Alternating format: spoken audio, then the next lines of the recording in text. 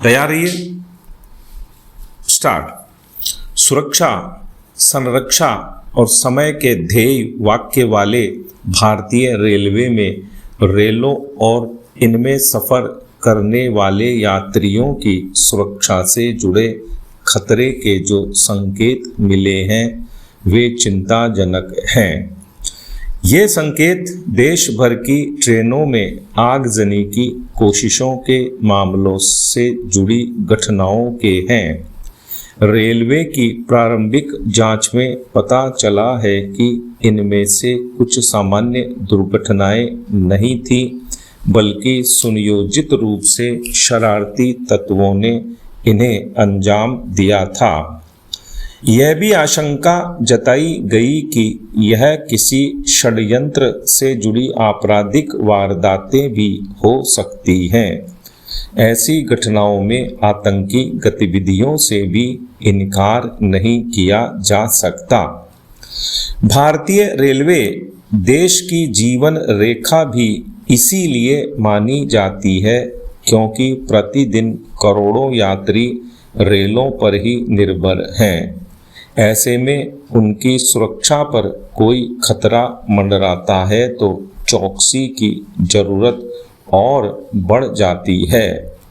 इसमें दो राय नहीं कि रेलवे कोच में आग लगने की घटनाओं पर अलार्मिंग सिस्टम से समय रहते काबू पाना काफ़ी संभव हो गया है। चलती ट्रेन में आग की वजह ज्वलनशील पदार्थों की कोच में मौजूदगी अथवा शॉर्ट सर्किट होना तो सामने आती रही है, लेकिन पश्चिम बंगाल में 2 माह पहले रेलवे प्लेटफॉर्म पर खड़ी ट्रेन के कोच में आग लगी। तब भी यह आशंका जताई गई थी कि आग कोच के भीतर से नहीं लगी, बल्कि किसी ने जानबूझकर बाहर से आग लगाई है। पिछले दिनों उत्तर प्रदेश में पुलिस ने एक राष्ट्र विरोधी साजिश से जुड़े एक गिरोह का पर्दाफाश किया था। यात्रियों के जीवन को खतरे में डालने के लिए ये सीमा पार बैठे अपने आकाओं के निर्देश पर रेलवे संपत्ति को नुकसान पहुंचाने में जुटे थे। आगजनी की ऐसी घटनाओं में आतंकी साजिश भी हो सकती है, इस आशंका से इनकार नहीं किया जा सकता। भारतीय रेलों में ज्वलनशील पदार्थ सफ़र में साथ ले जाने पर कानूनी प्रतिबंध है, लेकिन यह भी एक तथ्य है कि हमारे यहाँ रेल आम आदमी की सवारी है। कोई यात्री बीड़ी, सिगरेट व माचिस साथ ले जाए तो विमान सेवाओं की तरह इन पर प्रतिबंध को लागू करने की व्यवस्था को कड़ा करते हुए हर यात्री की सुरक्षा जांच करना मुश्किल भरी हो सकता है। पहलगाम आतंकी हमले की राष्ट्रीय जांच एजेंसी NIA ने जो चार्जशीट दाखिल की है उसमें भी इस बात का खुलासा है कि आतंकियों को पनाह देने के बजाय स्थानीय लोगों ने समय रहते उनकी जानकारी सुरक्षा बलों को दी होती तो निर्दोष लोगों की जान बच सकती थी। रेलवे सुरक्षा से जुड़ा मसला भी ऐसा ही है। रेलवे के साथ साथ नागरिकों की भी यह जिम्मेदारी है कि वे भी सजग रहें।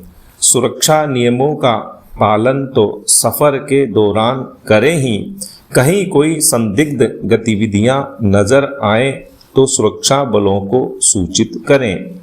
सुरक्षा बलों को भी अपना व्यवहार ऐसा रखना होगा जिसमें उन तक आम आदमी की पहुंच बिना डर और संकोच के हो सके। आमतौर पर किसी आपदा में फंसने के डर से लोग सुरक्षा बलों को जानकारी देने में हिचकते हैं। भारतीय रुपया पिछले कई वर्षों से लगातार दबाव में है। एक समय था जब एक अमेरिकी डॉलर लगभग 45 से 50 रुपए में मिलता था, लेकिन आज यह 95-96 रुपए के स्तर तक पहुंच चुका है। इसका सीधा असर आम लोगों के खर्च पर पड़ता है, क्योंकि रुपया कमज़ोर होने से विदेश से आने वाली वस्तुएं महंगी हो जाती हैं। पेट्रोल, डीजल, रसोई गैस, मोबाइल फ़ोन, लैपटॉप और दवाओं जैसी चीज़ों की कीमतें बढ़ जाती हैं। रुपए पर दबाव का सबसे बड़ा कारण भारत का बढ़ता व्यापार घाटा है। वित्त वर्ष 2025-26 में भारत का कुल माल आयात लगभग 775 बिलियन डॉलर रहा, जबकि निर्यात करीब 442 बिलियन डॉलर तक ही सीमित रहा। यानी देश को लगातार अधिक डॉलर की जरूरत पड़ रही है, जिससे रुपए पर दबाव बढ़ रहा है। जब किसी देश में डॉलर की मांग बढ़ती है और उसकी आपूर्ति सीमित रहती है, तब उसकी मुद्रा कमज़ोर होने लगती है।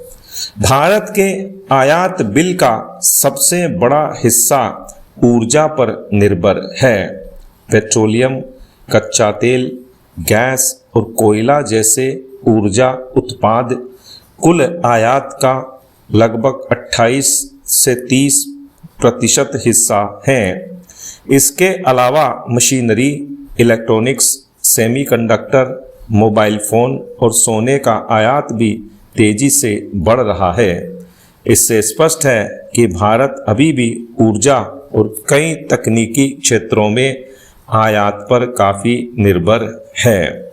दूसरी ओर निर्यात में इंजीनियरिंग गुड्स, रिफाइंड पेट्रोलियम उत्पाद, इलेक्ट्रॉनिक्स, दवाएं और जेम्स ज्वेलरी प्रमुख हैं।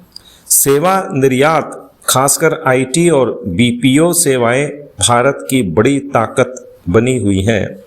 माल और सेवा मिलाकर भारत का कुल निर्यात 860 बिलियन डॉलर के रिकॉर्ड स्तर तक पहुंचा, लेकिन वैश्विक मंदी और अंतर्राष्ट्रीय चुनौतियों के कारण निर्यात की रफ्तार अब भी आयात से धीमी है। रुपए के अवमूल्यन से निर्यातकों को लाभ मिलता है, क्योंकि डॉलर में बिक्री करने पर उन्हें अधिक रुपए प्राप्त होते हैं। इससे उनका मुनाफा बढ़ता है और वे वैश्विक बाजार में प्रतिस्पर्धी बने रह सकते हैं। विराम।